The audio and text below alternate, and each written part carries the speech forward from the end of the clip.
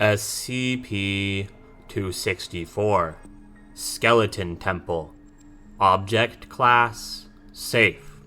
Special Containment Procedures.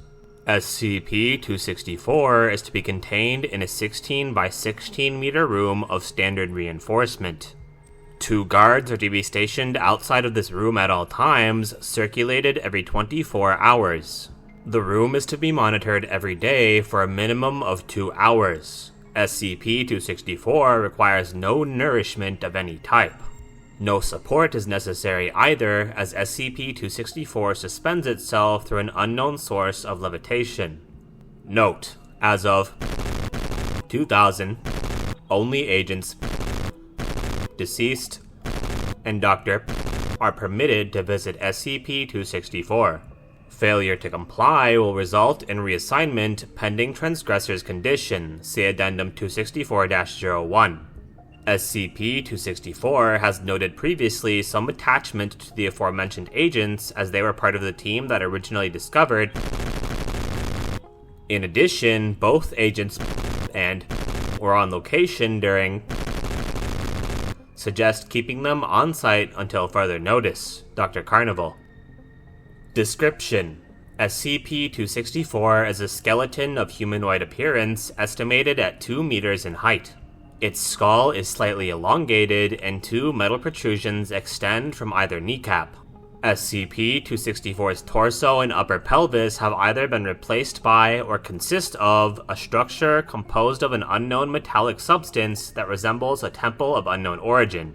The structure is composed of several layers of balconies and terraces, with a door located at the approximate center. On the structure are dozens of carved statues that resemble men, women, children, and, in a few cases, animals. Statues are unable to be removed, although they appear to go about the standard activities of any tribal culture when not being viewed directly. The structure and skeletons seem to either have been mounted upon or are a part of a hemisphere just over 1 meter in diameter, composed of what appears to be the same unknown metal. The edge of the hemisphere is lined with evenly spaced spikes about 2.5 centimeters or 1 inch in length. Several of the statues have been seen interacting with the sphere in various ways and seem to be aware of its existence. The backside of the hemisphere is covered in carvings of several languages, including Arabic, Hebrew, German, and translation of the language has been suspended indefinitely due to see Addendum 264-02. SCP-264 is sentient, communicating through several nonverbal forms, including Japanese, Taiwanese, Korean Sign Language, and Morse code. It is most frequently recorded communicating through writing, however, and has been noted writing in nearly every language currently discovered, including the language. On rare occasions, a designated statue will speak for the SCP. There have been only 2 recorded instances of this happening since its discovery. Subject refers to itself as the Guardian and refers to the carved statues as separate entities. SCP-264 claims to be the creator of the statues and the structure they live in. The statues appear to be aware of the Guardian's existence, as they have been observed retrieving several objects from the interior of the hemisphere where it is presumed the structure expands. Objects retrieved from the interior include a stick of charcoal, papyrus, SCP, and a small, semi-transparent marble of which was presented to Agent by one of the statuettes.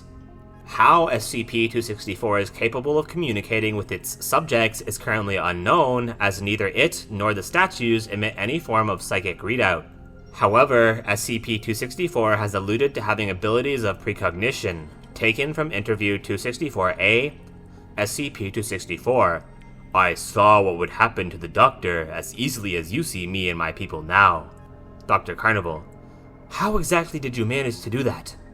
SCP-264: I traced the threads of fate.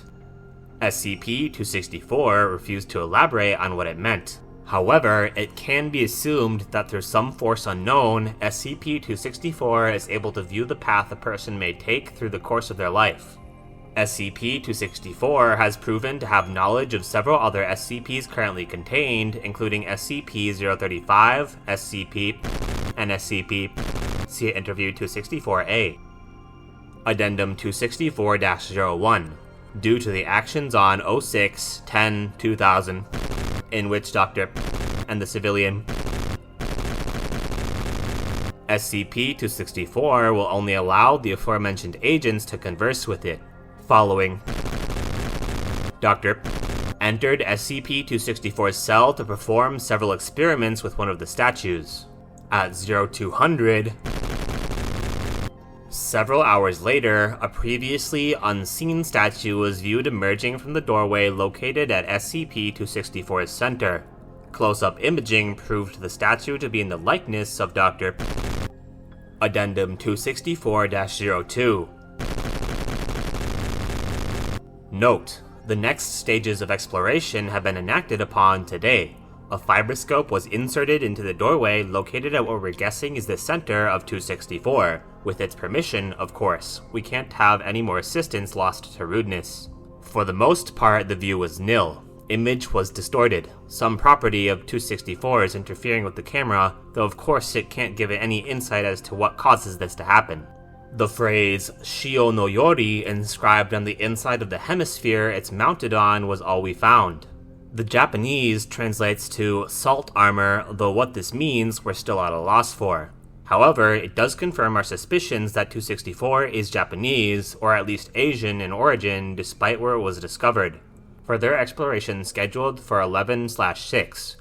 Dr. Carnival. End file.